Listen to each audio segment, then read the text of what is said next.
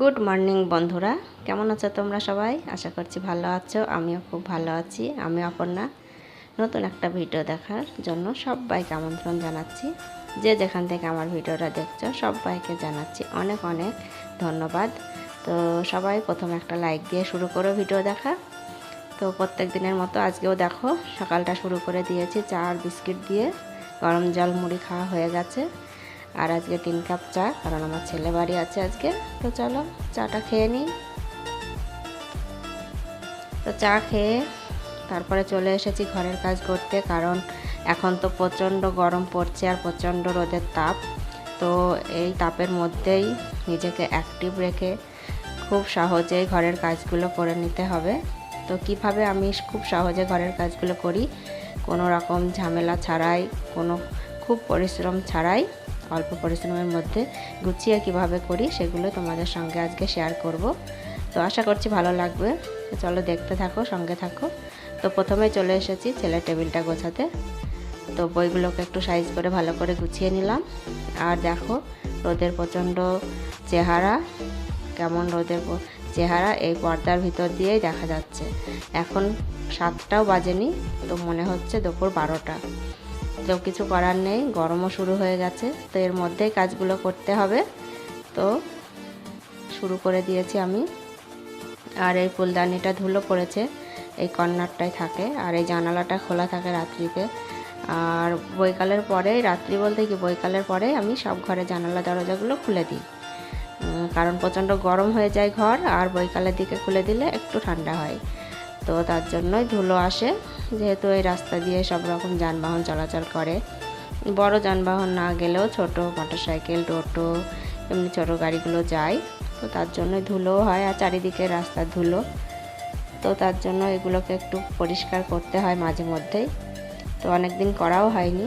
তো আজকে ভাবলাম যে কীভাবে আমি করি, তো তোমাদের সঙ্গে শেয়ার করে। আর দেখো একটা ব্রাশ নিয়েছি, আর এই ব্রাশটা দিয়ে খুব সুন্দর পরিষ্কার হয়। তো এখানে এই যে মাকড়সার জাল হয়তো একটু জড়িয়েছিল, তো সেগুলোকে আমি পরিষ্কার করে নিলাম এই ব্রাশটা দিয়েই। আর ফুলদানিটাকেও ঝাড়া মোছা করা হয়ে গেছে। তো এদিকেরটা গুছিয়ে নিলাম। আর এবার যাব সোফার দিকে। তো চলো যাই। চলে এসেছি সোফাতে। আর সোফার এই যে বেড কভারটা দেওয়া আছে। তো সোফার তো কভার এখনও হয়নি গড়ানো, তো হবে কিনা তাও জানি না। তো এই বেড কভারটা দিয়ে আমি ঢেকে রাখি ধুলোর জন্য। আর এই যে কুশনগুলোকেও একটু ঝেড়ে নিলাম এই ঝাড়নটা দিয়ে। এটা আমি ঝাড়ার জন্যই কিনেছি, অনেক দিন কিনেছি, ব্যবহার করি মাঝে মধ্যে, অনেক সময় আবার খুঁজে পাই না কোথায় রাখি। তো এই দেখো এটা দিয়ে পর্দাটাও একটু ঝেড়ে নিলাম। মাকড়সার জাল যদি জড়িয়ে থাকে, জড়াই না, তবু যদি মনে হলো, তো এটা দিয়েই ঝাড়ছি। আর আজকে আমি অল্প টাইমের মধ্যে আমি ঘরের একটা অংশ পরিষ্কার করব। সব নাই ঘরে, 2 ঘরের ভিতরও নাই, কিছুই না, শুধু আমি বাইরের পোর্শনটা পরিষ্কার করব। তাহলে আমার খুব একটা পরিশ্রমও হবে না, তো গরমও লাগবে না, আর পরিষ্কারটাও একদিক থেকে করা হবে। তো আজকে আমি এই বাইরের পোর্শনটাই পরিষ্কার করব। এখানে যেসব ফার্নিচারগুলো আছে সেগুলোই ঝাড়া মোছা করে পরিষ্কার করব। তো গরমে একদিনে সব কিছু করতে যাবে না কেউ, কারণ খুবই গরম, নিজে অসুস্থ হয়ে পড়বে। আর নিজে অসুস্থ হয়ে গেলে তো তখন আর সংসারের কাজ, নিজের শরীর খারাপ কেউ দেখার থাকে না একা সংসারে, আমার তো তাই মনে হয়। ওই জন্য আমি অল্প অল্প করে গরমের মধ্যে কাজ করি, একদিনে সব কাজ আমি করতে যাই না, ভাগ ভাগ করে নিই। যে আজকে আমি বাইরের দিকটা করব, পরের দিন ঘরের দিকটা করব, একটা ঘর করব, তারপর একটা ঘর করব, এইভাবে করে আমি পরিষ্কারটা করি। তো চলো সোফার পোর্শনটা আমার মোছা কমপ্লিট। আর এখন চলে এসেছি এই যে সেন্টার টেবিলটা পরিষ্কার করতে। তো এরপরে তোমাদের দাদাভাই ল্যাপটপটা ছিল, রাত্রিতেও কাজ করছিল। তো ল্যাপটপটাকে আমি নামিয়ে রেখে এটাকে একটু কুলিং দিয়ে পরিষ্কার করে নিচ্ছি। আর যেহেতু কাচের জিনিস, তো কুলিং দিয়ে পরিষ্কার করলে খুব সুন্দর পরিষ্কার হয়, চকচক করে। তো আমার এই টেবিলটা আমি কুলিং দিয়েই পরিষ্কার করি, ওই জন্য এখনও পর্যন্ত নতুনের মতো আছে, অনেক দিন হয়ে গেল নেওয়া হয়েছে। তো তবুও তো আমি ল্যাপটপটাও একটু পরিষ্কার করে নিলাম। তো আবার রেখে দিলাম এখানেই, যদি আবার কাজ করে, তো তার জন্যই উপরটা একটু পরিষ্কার করে নেবো, যেহেতু মনে হচ্ছে যে ধুলো, তো তার জন্যই। তো দেখো আমার কমপ্লিট এদিকটা হয়ে গেছে। এখন আমি চলে যাব ডাইনিংয়ের দিকে। তো ডাইনিংয়ের দিকে যাওয়ার আগে মনে হলো যে না, এই যে এখানে যে শোপিসগুলো সাজানো আছে এগুলোতে একটু ধুলো পড়েছে, তো এগুলোকে একটু পরিষ্কার করে নিই। দেওয়াল আলমারিটা যেহেতু এটাতে কাঁচ দেওয়া নেই, তো আলগাই থাকে, ধুলো হয় খুবই। তো আমি প্রায়ই এটাকে একটু পরিষ্কার করে নিই অল্প ধুলো থাকতে থাকতে। বেশি ধুলো হলে বেশি কষ্ট হয় পরিষ্কার করতে, আর অল্প থাকলে একটু মুছা দিলেই হয়ে যায়। তো আমি একটু মুছে নিলাম, এই দেখো। তো উপরে ফুলদানিগুলোও একটু পরিষ্কার করে নেব, একটু ধুলো ধুলো মনে হচ্ছে যেন হয়েছে।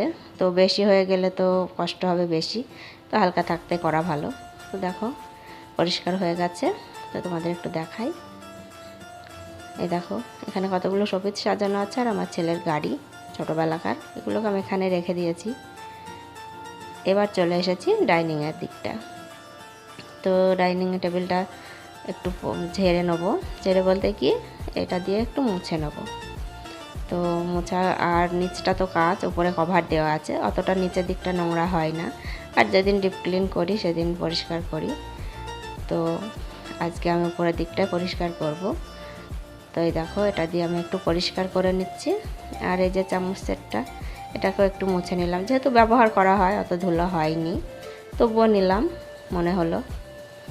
আর এটার উপরে সব কৌটোগুলো থাকে, এই যে জোয়ানের কৌটো আছে, দাঁতের কাঠিগুলো আছে, তারপরে হচ্ছে গ্লুকন্ডির কৌটোটা আছে, এখানে সহজেই পেয়ে যাই, এখানে গুলিয়ে খাওয়া হয়।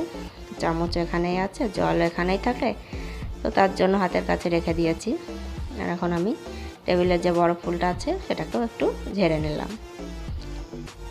এখন চলে এসেছি ফ্রিজে। তো ফ্রিজের ভিতরটা পরিষ্কারই আছে, উপরের দিকটা ধুলো পড়ে, তো উপরের দিকটা আমি একটু পরিষ্কার করে নিচ্ছি। আর যেহেতু কুলিনের বোতলটা আমার হাতেই আছে, তো কুলিনটা দিয়েই একটু মুছে নিচ্ছি। আর কুলিন দিয়ে মুছলে বললাম তো জিনিস একদম নতুনের মতো ঝকঝক করে। তো এর উপরেও একটা ফুলদানি থাকে আমার, আর আমার মনে হয় যেন ফুলদানি থাকলে ঘরের সৌন্দর্যটা একটু বেশিই ভালো লাগে। তো আমার অনেকগুলোই ফুলদানি, যেহেতু বেশি দাম না, অল্প দামের মধ্যেই আমি শখ পূরণ করার চেষ্টা করেছি। অল্প দামের ভিতরেই কিনেছি, কিন্তু অনেকগুলো কিনেছি। যখনই আমি মেলাতে যাই তখনই আমি একটা করে ফুল কিনি। আমার এটা বায়নাও বলতে পারো, শখও বলতে পারো। আমার মনে হয় যে একটা কিছু কিনি, ফুলদানি কিংবা ফুল প্রত্যেক মেলাতেই আমি কিনি। তো এগুলোকেও কেনা হয়েছিল ওইভাবেই। তো এটাকে আমি ফ্রিজের উপরে রেখেছি। তো এটাকে একটু পরিষ্কার করে নিলাম। আর ওই যে যে ফ্লাওয়ার ভাসটা, ওটা তো আমার ছেলে বানিয়েছে, তোমাদের এর আগেও বলেছি। আর এখন চলে এসেছি টিভির দিকটা পরিষ্কার করতে, যেহেতু টিভি চলে, তো এটাকে তুলে দেওয়া হয় যখন চলে কভারটাকে, তো তারপরে আবার নামিয়ে দেওয়া হয় কাঁচটা ধুলো পড়বে বলে। তখন আমি এটাকেও একটু ঝাড়ামোছা করে নিলাম। তোমার ঘরটা সব গুছিয়ে রেখে চলে এসেছি রান্না করতে। রান্না হবে শাক ভাজা, বেগুন ভাজা, আর মাছ দিয়ে কলা দিয়ে ঝোল। তো রান্নাটা করে নিই, চলো তোমরা দেখতে থাকো, সঙ্গে থাকো।